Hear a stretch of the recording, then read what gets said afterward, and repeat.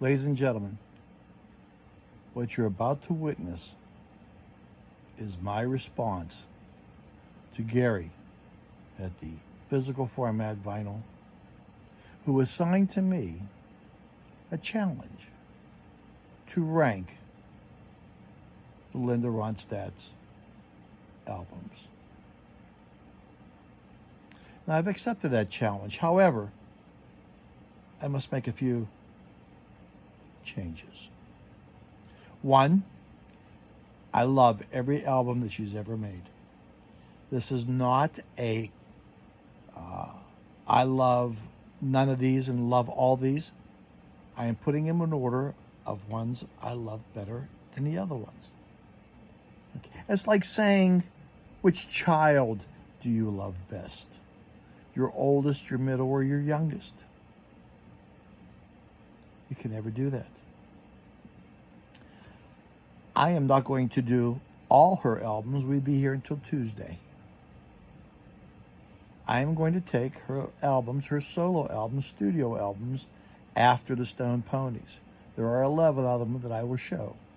I will not do Canciones de mi Padres. I will not do the Nelson Riddle era.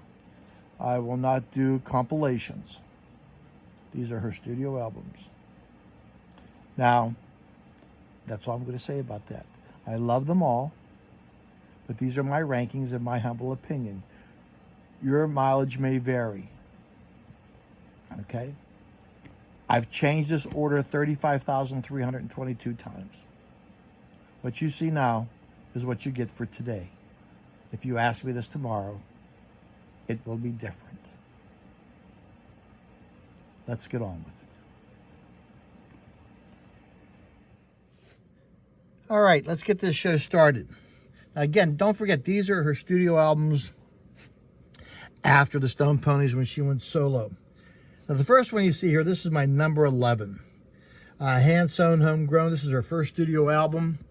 Now, a lot of critics say too country, too folky, not where they think it should be. It's too country for rock, too rock for country. This is produced by Chip Douglas, who helped with, the Monkees, and who else? The Turtles. So this is my number 11. It's not bad, but she's still not knowing her voice. Number 10, 1970, Silk Purse. This is her second studio album. It's basically a bunch of covers. Long Time, I think, is the only one that's gets on the charts in country, I believe. And this is truly a country album, as denotes by the cover. And that, of course, is Mr. McSwain, the pig. This is, of course, my number 10. Let me get this one the right way. Don't you think I should?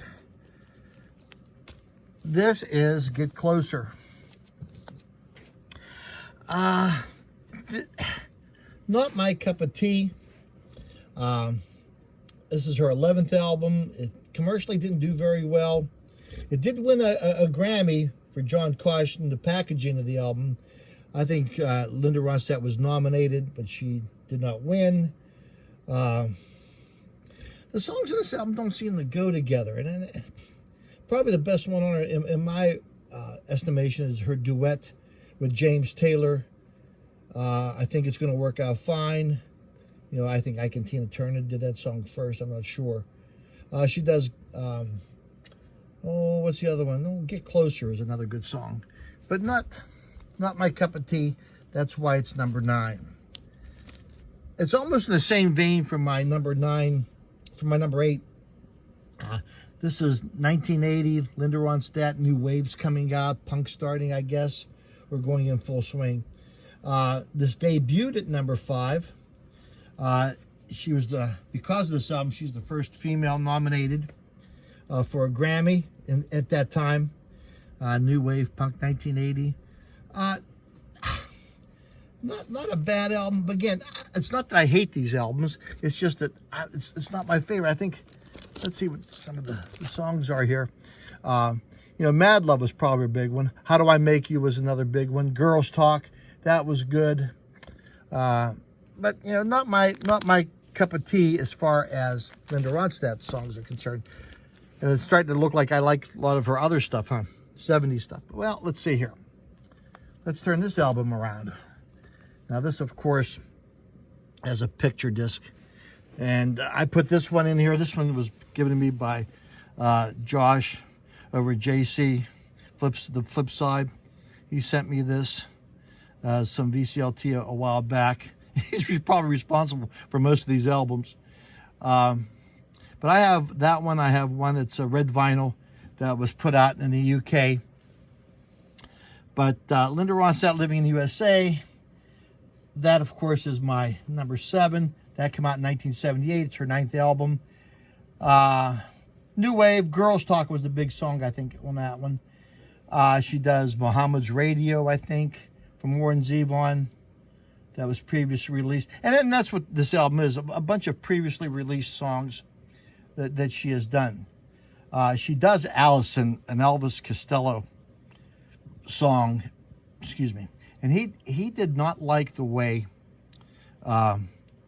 she did it. He was a very harsh critic of hers in this album. But hey, he later repents and talks nice about it, and he believed that he apologized to her for being so hard on there about that song. Next one, Linda Ronstadt. They call these eponymous? I don't know how I say it. Where the album is the name of the artist. And look at those hoop earrings. Look at that face. Oh, holy mercy. The Queen used to wear hoop earrings. I thought I'd let you know that too. This is where she becomes Linda Ronstadt today. She does Rock Me on the Water. She does Ramblin' Round, a country song. I Ain't Always Been Faithful. I Fall to Pieces, a Patsy Cline tune.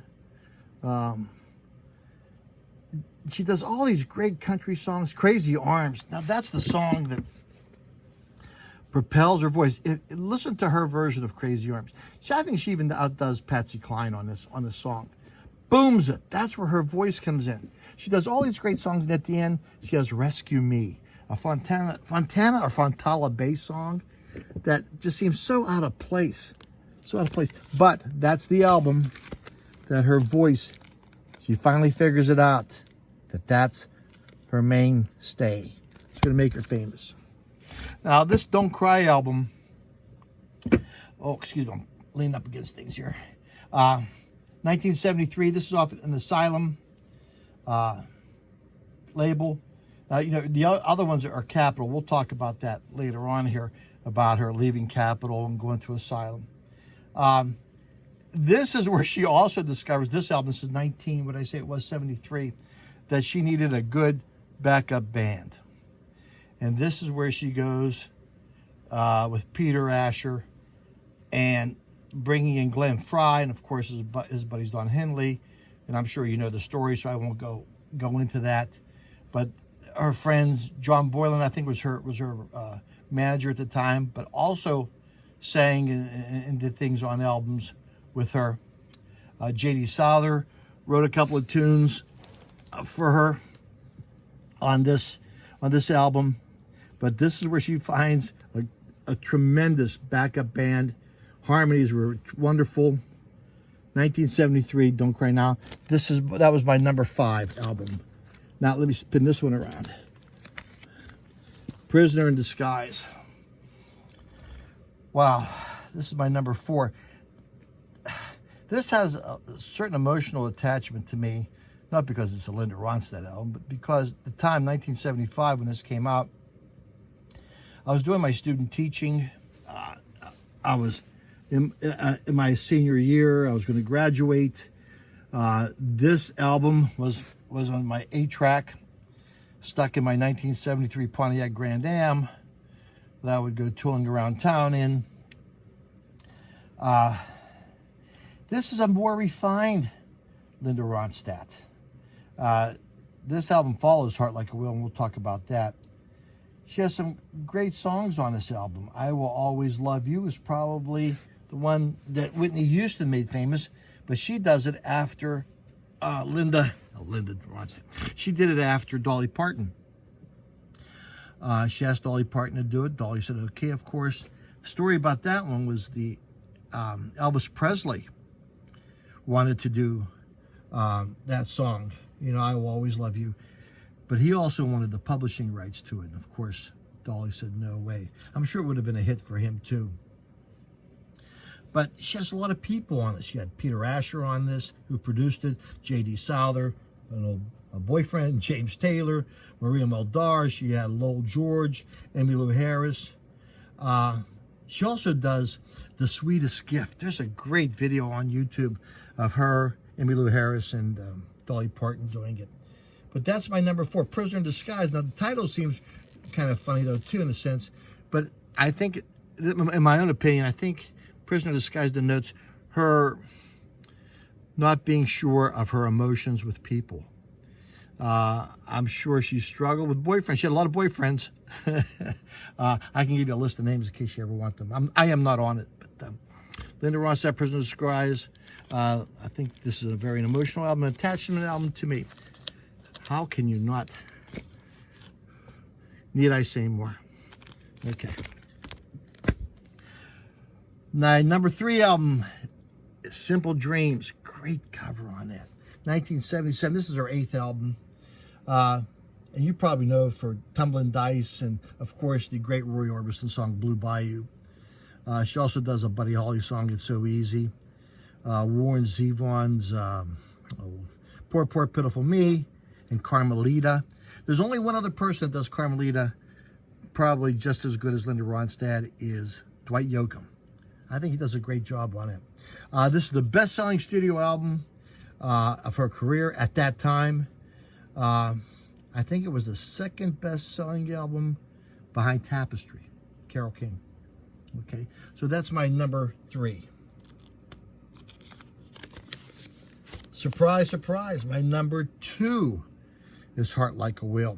Now, remember we said about her leaving Capitol and going to Asylum, she still owed Capitol one album, and wouldn't you know it, it'd be this album, but people consider her breakout album. This becomes a #1 album in the United States. The song You're No Good becomes #1. She gets nominated for a Grammy for Album of the Year. She does I Can't Help It If I'm Still in Love with You. She won Best Country Vocal Performed by a Female. Library of Congress puts this album in the National Registry in 2013. Just a lot of people. She surrounded herself with good people. Does a lot of songs from Anna McGargle. Again, J.D. Souther's on her, John Boylan, Glenn Frey, Kenny Edward, Russ Kunkel, Don Henley, Peter Asher, Maria Muldaur, Emmylou Harris. When you surround yourself with those kind of people, you're bound to have a #1. Now, drum roll, please. My #1 is, and it's not because of the cover, is Hasten Down the Wind. 1976, I graduated from college, got married to the Queen. It's her 7th studio album, 3rd straight million-selling album. Okay, I think this is going to be her last #1. No, can't remember. She wins a Grammy for Best Pop Vocal Performance by a Female. That's her 2nd Grammy by way of 13, if I throw that in there. One of the first albums she showcased new writers. Carla Bonoff again. Had a good song on here, Someone to Lay Down Beside Me. Lose Again.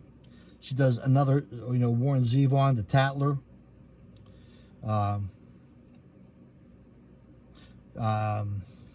Tattler's by, that wasn't by Warren Zevon. I forgot who that was by.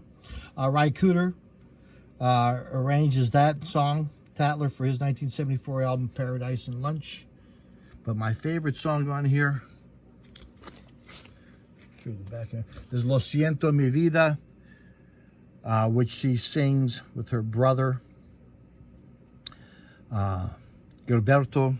And I was funny story is I was telling a teacher friend of mine about doing this video, and she said, I grew up in Tucson. I said, what? I've known you all these. Yeah, she says, I went to school with her brother Barry.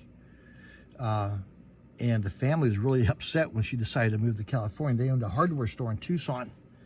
And they were kind of upset. But that's my number one. So there you have it. Mr. Gary from the physical format. You got them all. Let me move that over a little bit. And that's the end. I will wave goodbye. So long, farewell, auf Wiedersehen, adieu. Adieu for you and you and you. Hey, later. God bless you.